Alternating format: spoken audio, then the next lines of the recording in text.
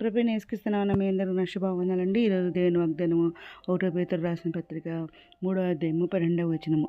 ప్రభు కన్నులు నీతిమంతుల మీదను ఆయన చెవులు వారి ప్రార్థనల వైపును ఉన్నవి, కానీ ప్రభు ముఖము కీడు చేయి వారికి విరోధముగా ఉన్నది అనే వాగ్దానం ఇచ్చిన పరిశుద్ధాత్మడు అర్ధరాత్రి లేచి ప్రార్థన చేశాను. వేసి చెల్లించి మరలా ప్రార్థన చేస్తే ఉన్నప్పుడు దేవుడి వాగ్దానం చేయించారు. అన్న స్టడీస్ పెట్టిన చూడండి. ఇక్కడ దేవుడు మరి మనం ఉదయకాల సాయంత్రం ప్రార్థన చేస్తున్నాము, అర్ధరాత్రి లేచి ప్రార్థన చేస్తున్నాం, స్తుతియాగం చేస్తున్నాం. బైబిల్ అయితే పూర్తిగా రాస్తానండి. నేను 3 సంవత్సరాలు పట్టింది బైబిల్ రాయటానికి. బైబిల్ ధ్యానిస్తున్నాం, రోజు 10 అధ్యాయాలు.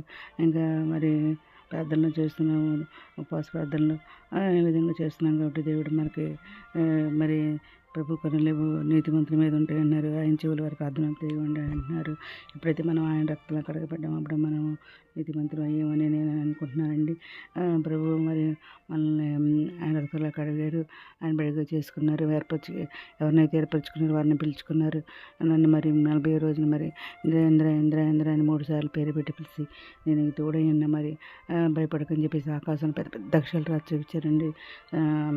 హస్తంతో మరి ఆ విధంగా ఏర్పరచుకున్న వాళ్ళని పిలుచుకున్న దేవుడు అనమాట. పిలుచుకున్న వాళ్ళని విడిచిపెట్టే దేవుడు కాదు మన దేవుడు. ఎవరైతే పిలుచుకున్న వాళ్ళని ఆయన రక్తంలో కడగబడ్డవారు అనమాట. రక్తంలో కడగబడ్డాం కాబట్టి మనల్ని విడిచిపెట్టే దేవుడు కాదనమాట. మనం ఆయనకి ప్రతిష్ఠిత జనం అనమాట.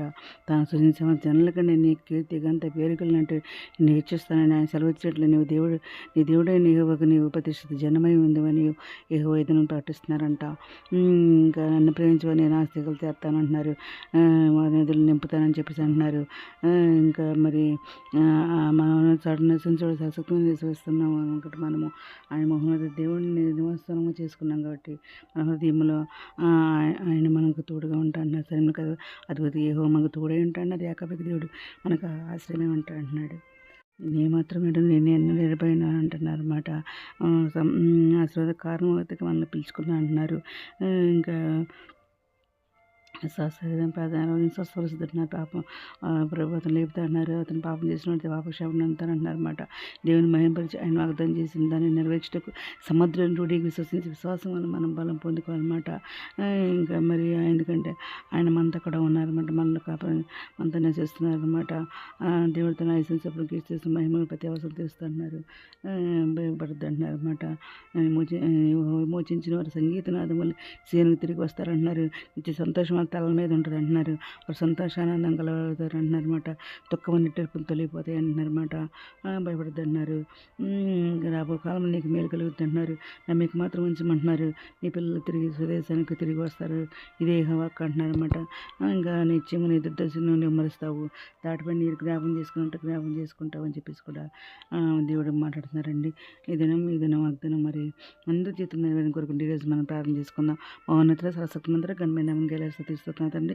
అని మీద ప్రపంచం ప్రతి ఒక్క బిడ్డని పేరుని మీరు జ్ఞాపం చేసుకోండి. ఆయన ప్రతి ఒక్క బిడ్డ అవసరాలు తిట్టండి, అక్కడ తిట్టండి, కొడుకులు తిట్టండి, బిడ్డలకు మంచి జరిగింది శైలి తెగండి, నిరుద్యోగులు ఉద్యోగాలు తెచ్చేయండి, ఆర్థిక పరిస్థితులకు ఆర్థిక సహాయం తెచ్చేయండి, అనారోగ్యం స్వస్థపరచండి, వేదనలు ఓదార్చండి, కృంగిన వారిని లేతండి, రక్షణ లేని వారికి రక్షణ మార్గం తెచ్చండి, ఇతరులకు రాని మీరు వచ్చి మీ అందరూ సిద్ధపడి కృపచకమని ఎత్తపడలు ఉండే భాగం తెచ్చమని మా ప్రభు యేసుక్రీస్తు ప్రసిద్ధమైన నామమున అడిగి పెట్టుకుంటే ప్రార్థిస్తున్నాం తండ్రి.